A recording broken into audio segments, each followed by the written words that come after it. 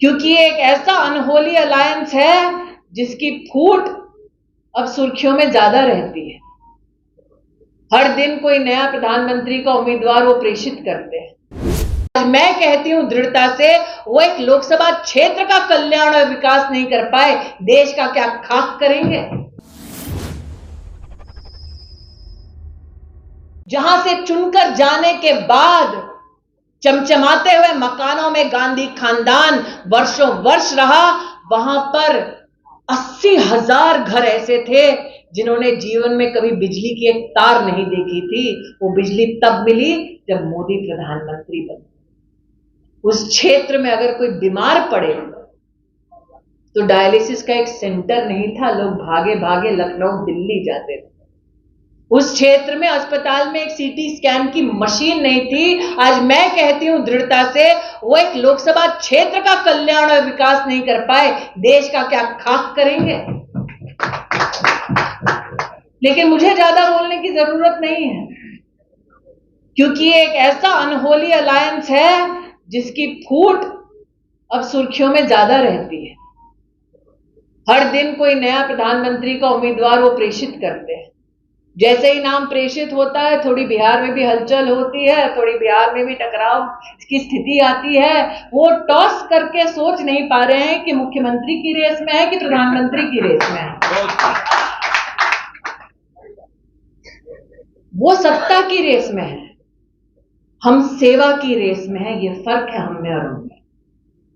और सेवा के लिए मौका फिर मिले, संचार अच्छा हो, विचारों का, वार्ता अच्छी हो, नीतियों की, अच्छी नियत के साथ जनता के मध्य में जाएं। मैं आज भाजपा की कार्यकर्ता होने के नाते अपने सभी कार्यकर्ता बहनों और भाइयों से कहती हूं, हम एक एक विकास के काम का ब्यौरा दे सकते हैं। हमारी रिपोर्ट कार्ड अच्छी है, उनकी रिपोर्ट कार्ड में बड़ा सा फेल लिखा है, इसलिए जनता पुनः मोदी को प्रधान सेवक बनाएगी, ये मेरा विश्वास है। साल की शुरुआत में ही आपने बिगुल फूंक दिया है दानिश जी, और बिगुल जब बजता है युद्ध की भूमि पर, तब ये मान्यता है कि माथे पर विजय का तिलक लगाने, प्रभु से प्रार्थना करने बहन ही आती है। इसलिए बहन के नाते आज मुझे आपने आमंत्रित किया। प्रभु आप सबको विजयश्री का आशीर्वाद देगा, और प्रभु आप सबको विजयश्री का आशीर्वाद देगा, ये मेरा विश्वास है। संजय भैया मुझे बता रहे हैं कि सोनिया जी मंदिर नहीं जाने वाली, राम मंदिर। आपको अपेक्षा थी क्यों जाने वाली है? ऐसा नहीं भैया, जिसकी जो आस्था वो वहां जाए, जिसकी जो आस्था वो वहां जाए। उनकी राम में आस्था नहीं है, आज वो उन्होंने प्रमाणित किया। तो जो राम जी की इच्छा। इतना ही कहूंगी कि हमने एक ऐसा नेता पाया है, मंदिर चाहे लोकतंत्र का हो या राम का, लेकिन उससे भी बड़ी बात, नरेंद्र मोदी जी ने कहा एक एक अकाउंट चेक करो ताकि गरीब को पैसा मिले। वो याद करना चाह रहे थे उस जमाने को जब कांग्रेस के सबसे वरिष्ठ नेता ने कहा दिल्ली से रुपया चलता है तो गरीब तक पहुंचते पहुंचते 10 पैसा हो जाता है। आप सबको ये सुनकर आश्चर्य होगा कि जब भारत सरकार ने चेकिंग शुरू की तो पता चला 10 करोड़ फर्जी अकाउंट है। दुख तिरक ये है विपक्ष की, 2.5 लाख करोड़ बचाया गया। दुख तिरक ये है विपक्ष की कि उनकी जेबें भर रही थी, मोदी ने तिजोरी से पैसा सीधा गरीब को पहुंचाया, और इसलिए गरीब पुनः 2024 में आशीर्वाद देगा, नरेंद्र मोदी को सेवा का मौका देगा। आज कार्यकर्ता प्रफुल्लित हैं, और अभी अभी एक कार्यकर्ता ने नरेंद्र भाई के लिए एक स्लोगन भी दिया।